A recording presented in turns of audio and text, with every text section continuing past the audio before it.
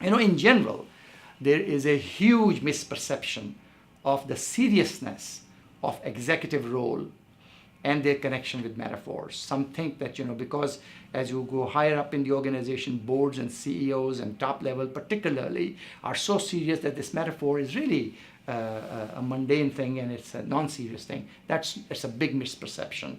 What I have seen and what we have documented in the book is that almost every second or third sentence, particularly when problem solving, involves metaphors. And so if we want to be aware of them, and if we want to deploy them properly, and if we want to then communicate with them as well as create ideation through them, we should be able to understand them, be sensitive to them, and take control of them. There is a lot of impact, not just on communication through metaphors. It's our perceptions that get affected with metaphors. So if I tell you something about price wars, you immediately start thinking about wars and how to annihilate your competitor, how to change prices so that you are superior to the others. You stop thinking about other possible metaphors, even though you know that in an industry you need at least 2, if not more, competitors to survive. You're going after somebody or somebody's there. And so the metaphor is misplaced in a very big way. So any 2 people getting together, even if it is spouses talking about their children's plan, just don't decide. There's a lot that they talk before, then they use some metaphor, and then they implement it later on. So that is how we are. In meetings also, there is pre-work.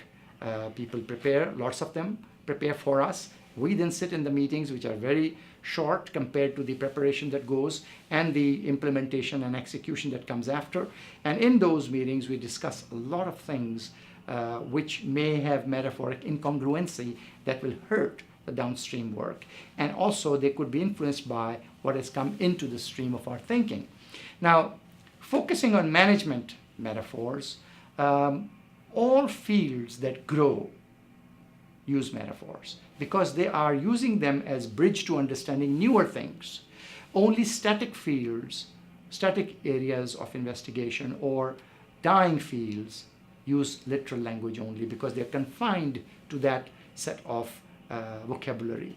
When you have to grow a field, you grow its vocabulary, you grow its perception, you grow its impact, and that can be done by applying metaphors from other areas. And that is for cognition only. There are other aspects of metaphors which are important. I'll come to that in a minute. So remember, we as management, as a young field of management, or documented management, are growing, hopefully. And we want to embrace larger domains of activity, human activity, productive activity. And for that, we need to essentially incorporate metaphors in our language as we create the future. And they're extremely helpful in creating.